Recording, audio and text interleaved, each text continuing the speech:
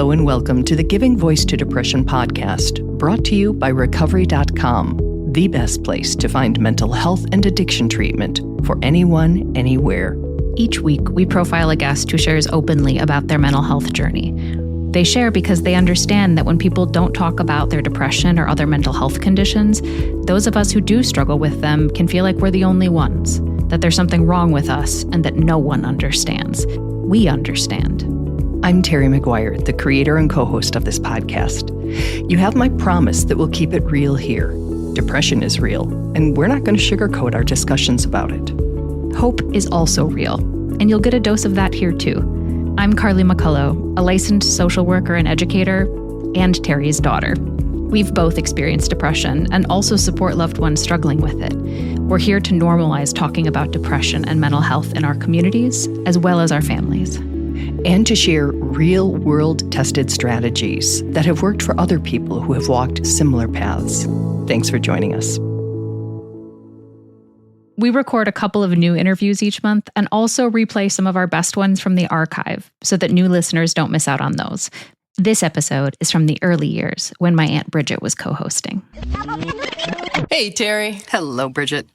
If you listened to last week's episode, you met Shannon, or Shanny Pants, as she's known on social media, and heard how the very real and difficult challenges of being a parent and a person during the pandemic brought her depression to the surface in ways that could no longer be ignored. Today, we continue our conversation with Shannon and look at 3 things that she's doing now that she didn't used to do. Things that are helping her manage her mental health and her life in general. Every time we hear about the tools someone is using to manage and live with their depression, we learn something. Their choices might not work for us for any number of reasons, but there can be comfort found in simply being reminded that there are effective weapons in the battle with depression, and that we shouldn't give up looking for some that will work for us. Here now is Shannon, joining us again to give her voice to depression.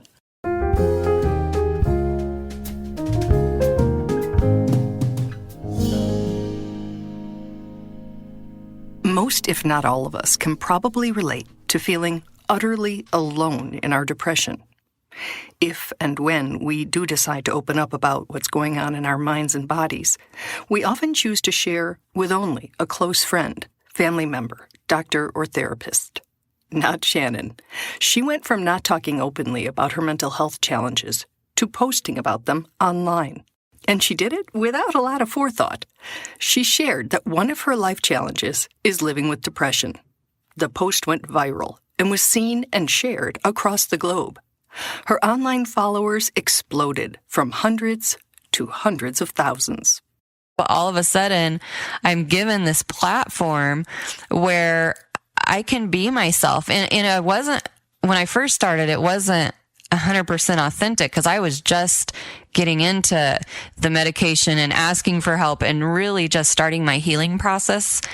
So it's been very exciting. It's, like I said, it's been very therapeutic, just talking publicly on my different platforms and just kind of sharing about my experiences. And then, like I said, having these people reach out to me, I wasn't even expecting that, but having them reach out and say, oh, thank you so much for talking about that. Like, I've been dealing with that. And so my thing is now, and what I like to talk about is, don't go through these things alone, because I went through a lot of different experiences in my life alone and I did not have support. And I think that just fed the depression and that sense of being very alone. It would be funny if it wasn't so damn sad. The thought of nearly 300 million people across the globe, that number is from the World Health Organization, all with depression, all feeling alone in their experience, truly believing that they are uniquely flawed, weak, broken, burdensome, useless, and doomed to feel that way forever because of what is actually a very common and treatable disorder. Such is the nature of stigma, a word that can feel academic and sterile, but is in fact very personal and painful when it causes us to isolate instead of reach out and say, I am in a really dark place and could use some support. And that has helped to be able to talk about things like depression and put it out there. It's not a secret, it's okay. And it feels good to talk about it. And that's where I'm at now. It's like, it's healing to talk about it. And as a normal thing, like you're not the only person that feels this way. You're not the only person that feels that way, Shannon says. And not everyone feels this way. And that was a big realization for me, because I just assumed like everyone feels the same as I feel. I just need to buck up and get tough and deal with it. And now realizing like, okay, not everyone does feel this way. This is something that I need to handle and deal with and not pretend like it's nothing, because it definitely is. It definitely is. And even while not everyone feels it because they may not have depression, even those of us who do feel it so differently. And our own episodes, if that's the word, can be so different from one another, right? There are the ones that you can sort of dust it off and, keep it at a simmer so that you can do at least some of the things that you have to do. And then there are times you're just like, yeah, no. Yeah, definitely. Yeah. Definitely. And that shift in perspective, that acceptance of depression as not nothing, led Shannon to the first of the 3 things she's now doing to better manage her mental health. For me, one of the biggest things that has helped is asking for help and accepting help, because I've never been that type of person. I'll do it all myself, and then I take on too much and it stresses me out, and then anxiety and the depression. So the last 2 years, that's been my thing. And in this past year, dealing with some health stuff, I've had to accept help. And, it's been very humbling. It's been a really good experience for me to realize like, that's okay. If I need someone to take my kids to school or whatever it might be, that's okay. It's okay to ask for help. The fear of being a burden can stop us from reaching out. Shannon says, reach out anyway. Don't be afraid to ask for help, because, and I don't know if everyone feels exactly like me, but that was really, really hard for me to do. And the experience that I've of growing over the past couple of years, just opening myself up again, like reaching out to my doctor, friends, is mind blowing. So it's like, okay, yeah, I should have done that 40 years ago, but whatever. So it's, ask for help, ask for help, even if it's hard, because it's worth it. And there's people out there that care. I think it's very easy to get in the mindset of no one cares. Everyone has their own issues, and it's very easy to go there. So to just know, like, people really do care. People do want to help, and just putting yourself out there. It's hard because it's a vulnerable thing to do, but ask for help. Ask for help. It's very important. Yeah, it is. Especially when depression convinces you either that you don't deserve it, that nobody actually cares enough about you to offer it. And a lot of people actually have that experience where people are like, oh my God, again, it's a tough one. It is. It's so hard. And it is like finding your people. While it may sound like Shannon's making that sound easy, she freely admits that she had to reach a breakdown point before she finally did it. Interestingly, during that really, really hard and vulnerable time, when Shannon was forced to remove her I'm fine mask, she was not shunned as some needy burden. She was embraced and ended up finding her people and making some of the deepest friendships she's ever had. It's good to have like these really close friends that I have now that will reach out to me and say, hey, you seemed a little off when you were picking so-and-so up today. How are you doing today? Want to go for a walk, and just getting me out of that isolation, having friends that are aware of, what my hints are kind of to where I'm going there, and they can kind of help pull me out. And it's not just friends who help pull her out. Since she started being more honest about her struggles, her husband has become more of a support as well. I never used to be even open with him with how I was feeling. And again, I was just like the perfect wife, the tough woman that can handle anything. And I, even with him, would never want to appear weak. Like, I can do everything. And so even with him now, it's great because he'll know just by how I'm acting, or I'm better about like, I'll text him and say, hey, I'm having a really rough day. Can you get home a little early and get the kids out of the house? I need more alone time. I can't handle it. And just asking, and he's happy to help, but it's been a process. And really 2 years is not very much time to, for me, I feel like now I'm 41, but to have started that healing process of asking for help with all the things. So it's been a journey, but it's very exciting to me, very exciting to be in a healthier place, because I haven't been for so many years. Shannon's journey also involves a shift in how she sees therapy. Before COVID, she scheduled appointments on more of an emergency basis, when she was, in her words, falling apart over something. Now I'm to the place, financially, which I was not always there, where I can go more often, which to me is just such a blessing. So she's like amazing and knows my entire story. So that's been huge. At her suggestion, Shannon recently tried a different form of therapy called EMDR, or Eye Movement Desensitization and Reprocessing. We're not even going to try to describe it in any detail at the time we have, but there is a lot of information available online, of course, if you're curious, or you can always talk to a professional about it. But essentially, EMDR is used to heal the mind from psychological trauma, much as the body recovers from physical trauma. We spoke 2 days after Shannon's first session, and she was excited and filled with hope. And so I'm like, I'm going to try it, but I don't think it will work. And I was completely blown away. With her therapist, Shannon selected the specific traumatic experience she wanted to process and heal from. The therapist asked her for a word to describe how she felt about herself during that experience. And my word was stupid. I felt stupid, like an idiot in my mind. Like, that's how I picture myself in this experience. And with that, they began.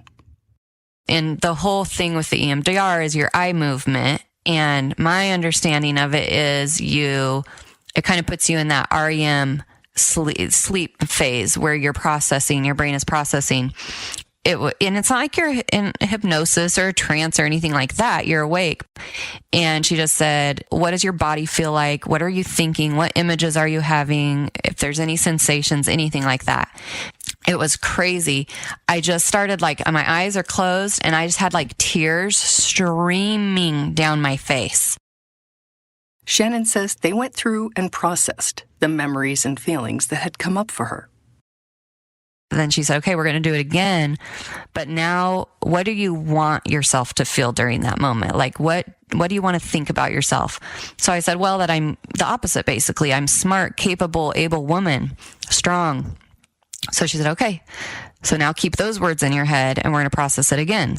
And when we did it that way, it was very, very, it was so different. I noticed all these different things in the room, but the person that this experience was with wasn't even there, which is good.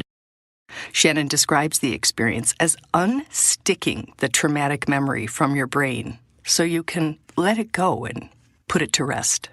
When we finished, it's still weird to me.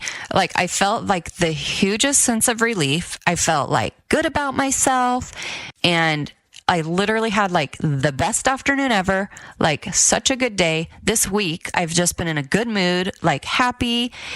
And then I had my normal talk therapy yesterday and was talking to her about it. And she said, you're going to continue to notice improvements. I'm still skeptical of it, but oh my gosh. Shannon says in that single session, her relationship to that traumatic memory changed.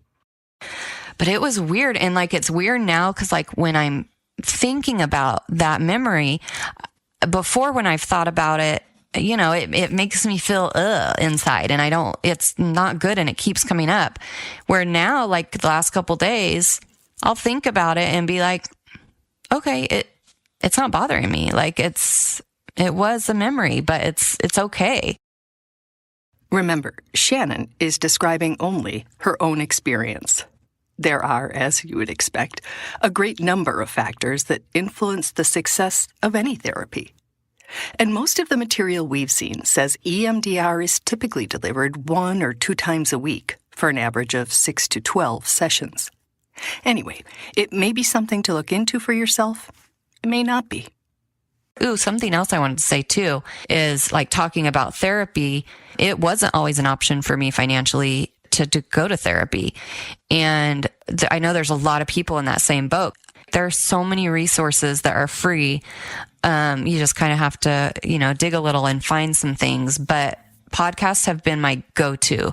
And even my therapist says, yeah, keep doing that. Keep doing that. You find the ones you like and that are meaningful. And it does also gives you, again, it's another way to have that sense of not being alone.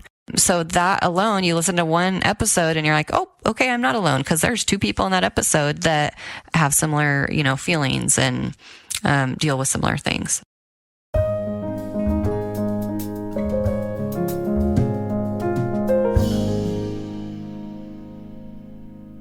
I love it when she said that her relationship to that specific traumatic memory changed, because that's just so ginormous. It allows her to reclaim some of her energy and her power. And by shifting her lens, she's really reprogramming her reality. And I think there's lots of ways to do that. But, EMDR is one that does that as well. Yeah, loosening its grip on us, right? The same as we're trying to do with depression, to just sort of pry its fingers off of us and say, leave me alone. Let me live my life. I like that. Pry your fingers off. Yes. And I like that she says it's healthy to talk about it and that people thanked her for talking about it. That's so contrary to how you feel before you dig in deep and find the strength to tell people. Ask for help even when it's hard. It's the bottom line. We posted, someone asked us for help, and we posted it on our Facebook community page last weekend.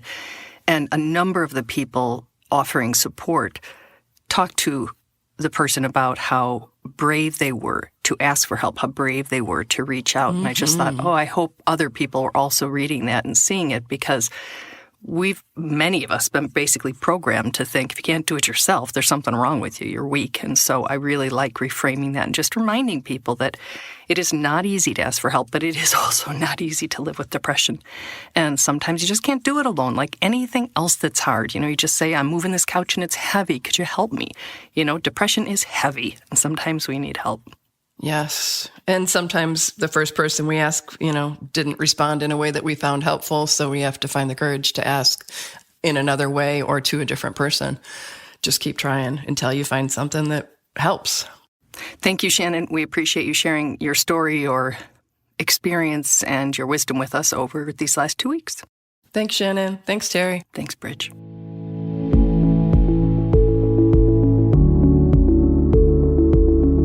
We really hope that this discussion helps give some language or context to your own depression, or ideas for how to support someone else in your life living with it.